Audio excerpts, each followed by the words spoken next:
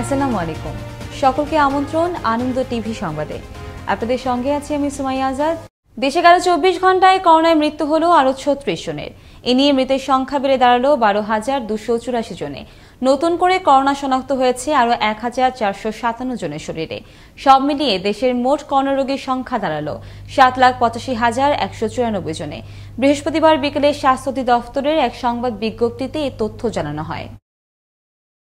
চুয়াডাঙ্গার দর্শনা জয়নগর চেকপোস্ট দিয়ে দেশে ফিরেছেন ভারতে আটকে পড়া আরও 133 বাংলাদেশি নারী পুরুষ। বুধবার সকাল থেকে সন্ধ্যা পর্যন্ত এই সীমান্ত পথ দিয়ে এসব বাংলাদেশি পাসপোর্টধারী যাত্রীরা দেশে প্রবেশ করেন। দর্শনা জয়নগর চেকপোস্ট পৌঁছালে তাদের হেলথ স্ক্রিনিং ও করোনা ভাইরাস পরীক্ষা করা হয়। এসময় ভারত ফেরত দুজনের শরীরে করোনা ভাইরাসের উপস্থিতি পাওয়া যায়। পরে সকল প্রক্রিয়া শেষে সেখান থেকে তাদেরকে বাস ও মাইক্রোবাস যোগে চুয়াডাঙ্গা কারিগরি প্রশিক্ষণ কেন্দ্র ও যুব উন্নয়ন প্রশিক্ষণ কেন্দ্রে নেওয়া হয়। সেখানে তারা নিজ খরচে 14 দিনের বাধ্যতামূলক কোয়ারেন্টিনে থাকবেন। এছাড়া করোনা আক্রান্ত দুজনকে চুয়াডাঙ্গা সদর হাসপাতালে আইসোলেশন ওয়ার্ডে নেওয়া হয়। বুধবার দুপুরে চাঁপাইনবাবগঞ্জের সোনা মসজিদ স্থলবন্দর হয়ে ভারত থেকে দেশে ফিরল আরও 24 জন বাংলাদেশি। দেশে ফেরা সবাইকে 14 দিন কোয়ারেন্টিনে রাখার নির্দেশ দেন জেলা civil surgeon doctor Zahid Nazrul Chowdhury. এ সময় উপস্থিত ছিলেন শিবগঞ্জ উপজেলা নির্বাহী কর্মকর্তা সাকিব আল রব্বি এবং শিবগঞ্জ উপজেলা স্বাস্থ্য পরিবার পরিকল্পনা কর্মকর্তা ডক্টর সাইরা খানম। করোনাকালীন প্রধানমন্ত্রী শেখ হাসিনার নির্দেশনা বাস্তবায়নের পাশাপাশি করোনায় ক্ষতিগ্রস্ত অসহায় দুস্থদের পাশে থেকে কাজ করতে আওয়ামী লীগের নেতাকর্মীদের প্রতি আহ্বান জানিয়েছেন বাণিজ্যমন্ত্রী টিপু মুনশি। বুধবার বিকেলে রংপুরে পীরগাছা 9টি ইউনিয়নের 20,000 হতদরিদ্র পরিবারের মাঝে উপহার সামগ্রী বিতরণকালে তিনি আহ্বান জানান। এ সময় উপস্থিত ছিলেন উপজেলা নির্বাহী কর্মকর্তা শামসুল আরিফিন ও জেলা পর্যায়ের আওয়ামী লীগ ও এর অঙ্গ সংগঠনের নেতৃবৃন্দ। প্রথম আলোর জ্যেষ্ঠ সাংবাদিক রোজিনা ইসলামকে হেনস্থার প্রতিবাদ, মামলা প্রত্যাহার, নিঃশর্ত মুক্তি ও হেনস্থাকারীদের দৃষ্টান্তমূলক শাস্তির দাবিতে রাজধানীর জাতীয় প্রেসক্লাবের সামনে মানববন্ধন ও প্রতিবাদ সমাবেশ করেছে ঢাকা সাংবাদিক ইউনিয়ন ও টেলিভিশন ক্যামেরা জার্নালিস্ট অ্যাসোসিয়েশন সহ বিভিন্ন সাংবাদিক সংগঠন।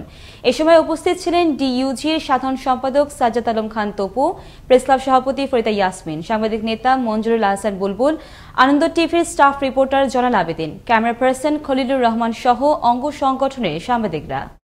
বুধবার সকাল 10টায় গাজীপুরের কালিয়াকৈরে একটি মাদকাসক্ত নিরাপয় কেন্দ্র থেকে তুরাগ নদীতে ঝাঁপিয়ে পড়ে নিখোঁজ হন এক যুবক। বৃহস্পতিবার সকালে উপজেলার শিমুলতলী বাজার এলাকায় ভাসমান অবস্থায় তার লাশ উদ্ধার করে কালিয়াকৈর থানা পুলিশ। পরিবারের অভিযোগ, ওই নিরাময় কেন্দ্রে তাকে অমানসিক নির্যাতন করায় সে নদীতে ঝাঁপ দেয়। গোপন সংবাদের ভিত্তিতে শাহরিয়ার আহমেদ নামের এক প্রতারককে আটক করল কুষ্টিয়ার দৌলতপুর থানা পুলিশ। বুধবার বিকেলে নীলফামারী সিরাজগঞ্জ থেকে তাকে আটক করা হয়। রূপপুর পারমাণবিক বিদ্যুৎ কেন্দ্রের বিভিন্ন পদে নিয়োগ দেওয়ার নাম করে 5 থেকে 7 কোটি টাকা হাতিয়ে নেয় প্রতারক শাহরিয়ার। তার নামে বিভিন্ন থানায় 11টি প্রতারণা মামলা রয়েছে বলে জানান দৌলতপুর থানার ভারপ্রাপ্ত কর্মকর্তা নাসির উদ্দিন। এক সময় ও পলাতক হয়ে যায়, পলাতক হওয়ার পরে তারা বিভিন্ন থানায় মামলা করে। এই আসামির বিরুদ্ধে মোট 11টা ওয়ারেন্ট আছে এবং একটা সাজা ওয়ারেন্ট আছে। আমরা আইনগত প্রক্রিয়ার মাধ্যমে ওকে আমরা আদালতে সোপর্দ করব। কুমিল্লার 14 গ্রামের কাশীনগর বাজারের একটি কারখানার জায়গায় বিরোধের জেরে মামলা হয় আদালতে। কারখানা বন্ধ রাখা ও জায়গায় প্রবেশে নিষেধাজ্ঞা দেয় আদালত, কিন্তু আদালতের নির্দেশ অমান্য করে গেল রাতে ওই কারখানার 80 লাখ টাকার মালামাল লুট করার অভিযোগ ওঠে প্রতিপক্ষের বিরুদ্ধে। এ সময় কারখানার মালিক আবুল কাশেমকে আটকে রেখে মারধর করে স্থানীয় সন্ত্রাসীরা। সাংবাদিক রোজিনা ইসলামকে হেনস্থা ও গ্রেফতারের প্রতিবাদে বৃহস্পতিবার দেশের বিভিন্ন স্থানে অনুষ্ঠিত হল মানববন্ধন ও প্রতিবাদ সমাবেশ। প্রতিনিধিদের পাঠানো তথ্য ও চিত্রে দেখুন ডেস্ক রিপোর্ট।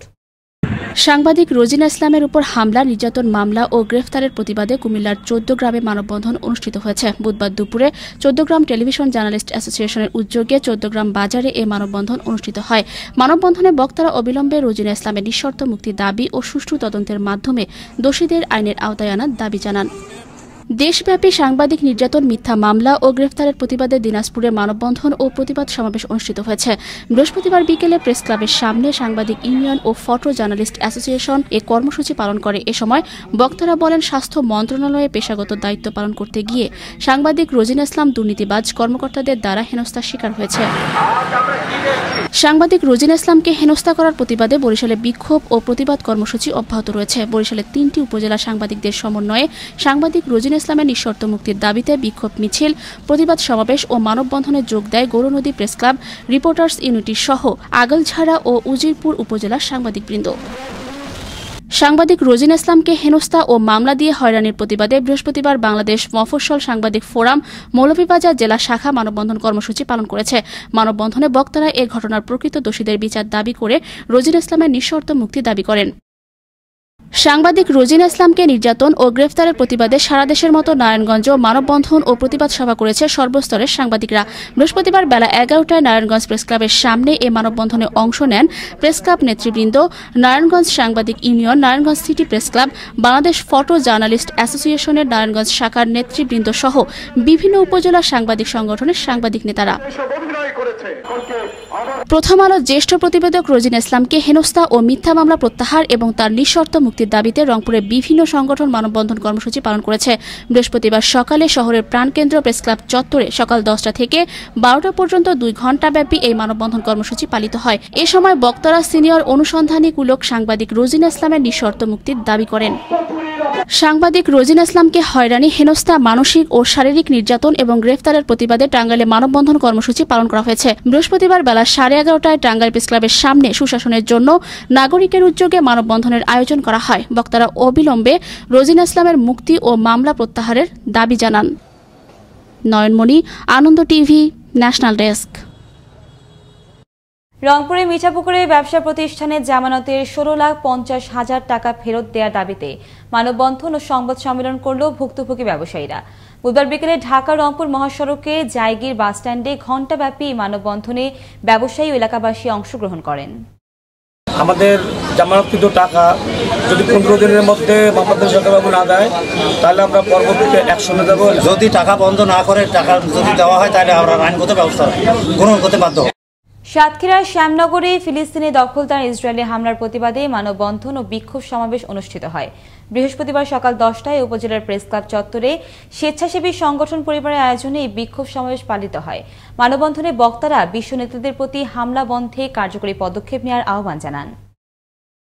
বুধবার বিকেলে গোপন সংবাদের ভিত্তিতে কক্সবাজার সদরের দক্ষিণ হাজীপাড়া থেকে মোস্তফা আহমেদ নামের এক গাঁজা চাষিকে গ্রেফতার করল র্যাব। এ সময় তার গোপন আস্তানায় রোপণ করা 24টি গাঁজা গাছ উদ্ধার করা হয়। এক প্রেস বিজ্ঞপ্তিতে বিষয়টি নিশ্চিত করেন র্যাব 15 সিনিয়র সহকারী পুলিশ সুপার আব্দুল্লাহ মোহাম্মদ শেখ সাদি। এই ছিল এখনকার মতো। আনন্দ টিভির সংবাদ দেখুন প্রতিদিন বিকেল 5:30 এবং রাত 9:30। আনন্দ টিভির সঙ্গে থাকার জন্য সকলকে ধন্যবাদ।